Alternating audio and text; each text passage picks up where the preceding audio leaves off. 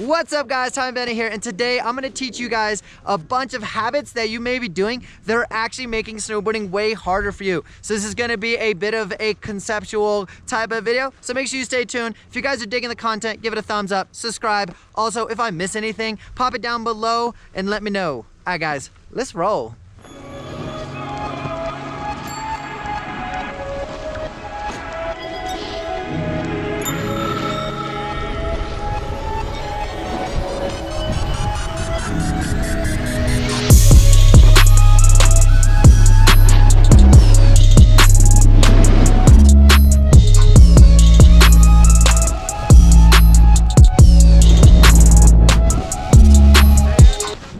Alright guys, before we get too far into this, I wanted to let you guys know that I have an online snowboard course where I get to help you become a freaking awesome snowboarder. And the biggest difference between the free content and the online snowboard course is you have the opportunity to actually jump on a phone call with me. I'm going to be able to discuss with you what your common problems are, give you a plan of attack on how to be awesome, and then with the content itself, I actually go way more in details, a lot more specific on how to do like freestyle skills, how to throw 360s, and how to learn new tricks. And then I have a whole section on how to like overcome fear. It's actually pretty sick. And then in addition to that, you can send me some clips. I'm going to give you direct feedback. So if you guys are interested in that, link in the description below.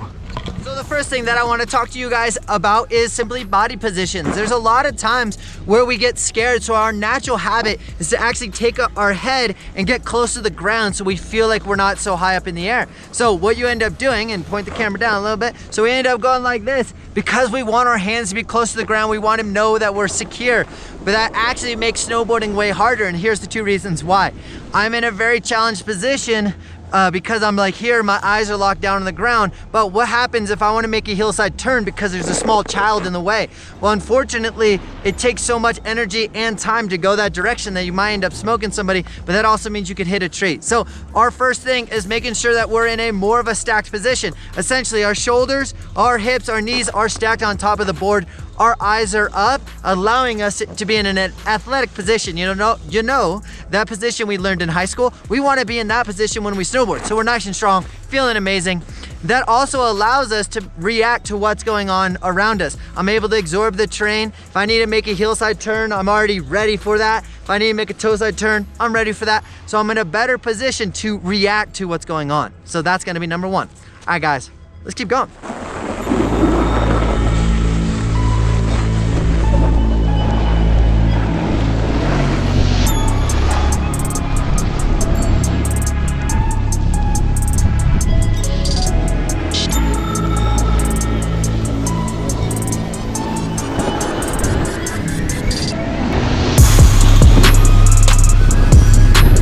So the next thing that I want to talk about is we naturally want to have a lot of fun out there, but we have to work on our spatial awareness.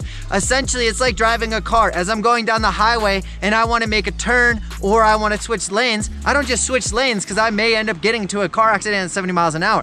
I made sure that I was looking around so I know where everyone is. I'm also judging how fast they're going, where they're turning, what they're doing, and then what am I doing in relation to them? How fast am I traveling? How far am I jumping? So I am calculating all these things so as I do this trick that I'm not cutting somebody off or I'm not getting ran into. I see it all the time where people are snowboarding, you're so focused on your one thing, which is just doing a turn, that we end up cutting people off or we're just not aware of what's going on. So make sure your eyes are on a swivel. You're constantly looking around. Even if I'm going straight, I'm always looking over my blind spot.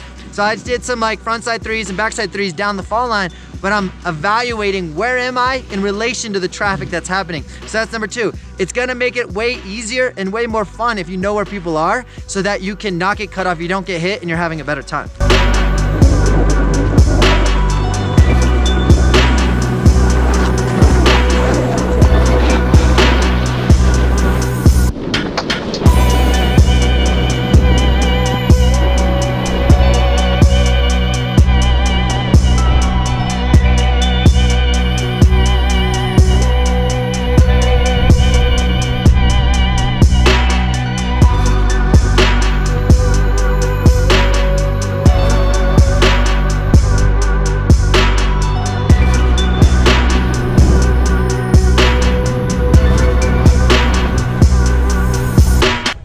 One thing that makes snowboarding so much harder, and you've probably been in this situation where you're cruising down a catwalk, you lose all your speed, and us snowboarders just kind of inchworm our way through the terrain. So one big thing is being able to read our terrain so we have way more fun and we're not getting stuck all the time, because as a snowboarder that sucks. I'm actually gonna pass the microphone over to Johnathan Buckhouse and he's gonna dive in a little bit more for us. So a big reason why you guys are having issues like slowing down on cat tracks or rolling up on really steep terrain is you guys are looking down when you're snowboarding. When you're snowboarding, keep that head up. You need to be making that turn, but also need to be looking around, one, for other people, but two, you can judge the terrain and know where you're headed based off just looking at the landscape. But also, as you're getting lower to the mountain, you gotta assume like, yo, like, I'm coming to a gully, there's probably a cat track down here. So keep your head up, look around, judge the mountain, whether that's gonna be a big roll that maybe you can do a cool stunt off of, or whether that's gonna be a roll that goes right to a cat track or a big old mogul field. Just judge your terrain, keep your head up, look and see what you're riding into, and that's gonna keep you from getting stuck, keep you from sending it into moguls, and keep you from just landing on somebody else. Woo! Love it, let's get it.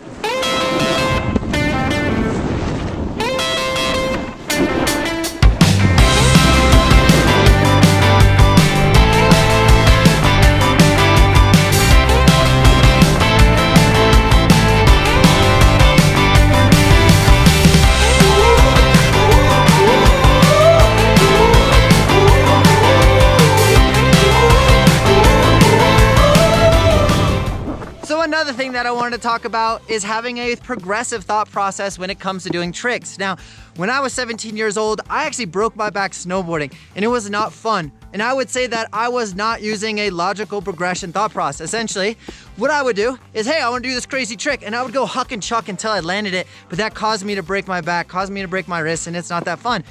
But nowadays I have a thought process where, okay, I want to learn a 180 so I can be able to do a 180, and then that means I have to learn how to ride switch. Well, I'm not gonna just go to a 540 if I don't know how to ride switch and I've never done a 180. Make sure you have logical progressions for whatever tricks that you're doing. If you're trying to do a double backflip, don't just go chuck a double backflip. Learn it on trampoline, learn it in POW, then take it to a jump. Have that thought process so you are having way more fun and you're staying safe. I got a couple more videos in the playlist here on how to carve, how to do backside 360s, how to do 180s, but make sure that you are checking out the playlist because there's a whole bunch of fun stuff in there.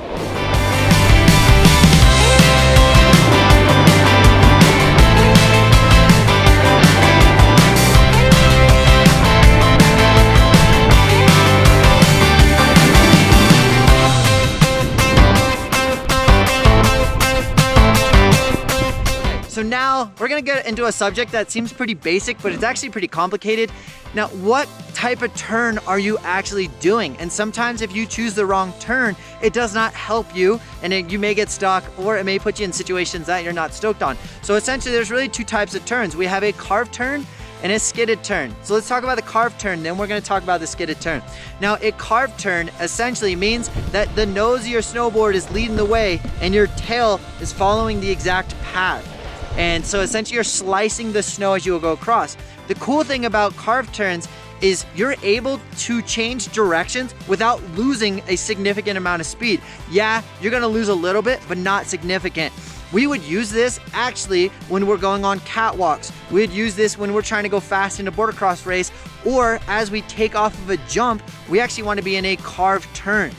Then our other turn is a skidded turn. So essentially a skidded turn is where our nose is going down the hill and our tail is on a different path. We have to have a wider footprint when we're going down the hill. Essentially, when you're doing that, you're actually putting the brake on, so you're slowing down constantly. As you saw the two clips there, you'll see that the carved turns are way more aggressive, high speed. As I do the skidded turn, they're a lot more slow. So then those skidded turns are super useful when you're doing steep terrain, right? We don't want to be mobbing down some crazy terrains. We actually use skidded turns in the trees because we're able to control our speed. We will also use that in the moguls. So if we use the wrong turn, like a carved turn in the trees, imagine how fast you will go and how you're not gonna be able to put the brakes on immediately. It's gonna be gnarly. So make sure you're using the appropriate turn.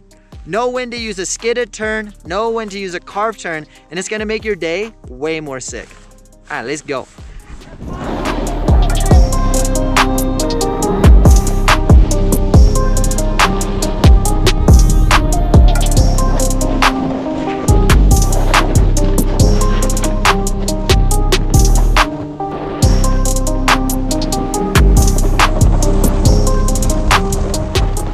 We want a stance that's gonna help us be a better snowboarder. Now, there are some disadvantages to certain styles of stance.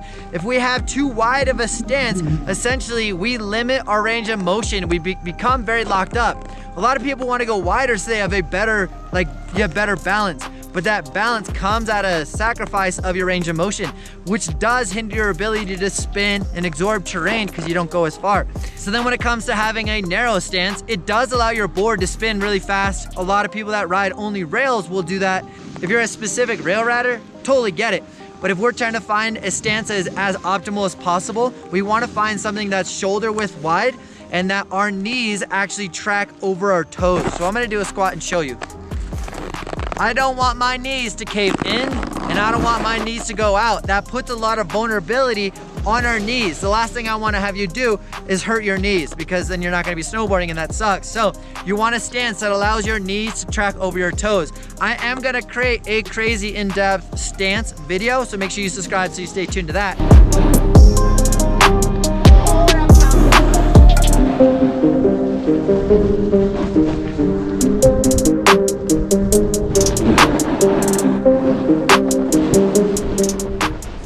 To kind of add on, getting stuck on a catwalk completely sucks. There's one thing we can do when we're not on the mountain, and that is simply waxing our snowboard. I suggest waxing your snowboard about every 2 to 4 times you go snowboard.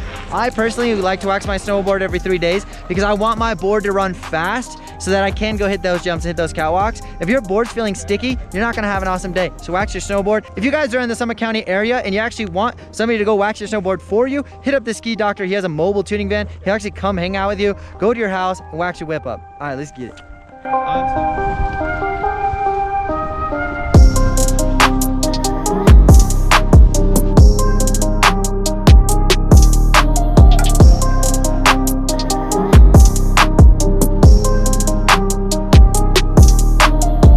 Alright guys, so that's a wrap. If you guys find that stuff super useful, make sure you guys subscribe and like. Also, did I miss anything? Is there anything that I missed? If so, make sure you comment down below. Alright guys, you're amazing. Love you all. Like always, we out.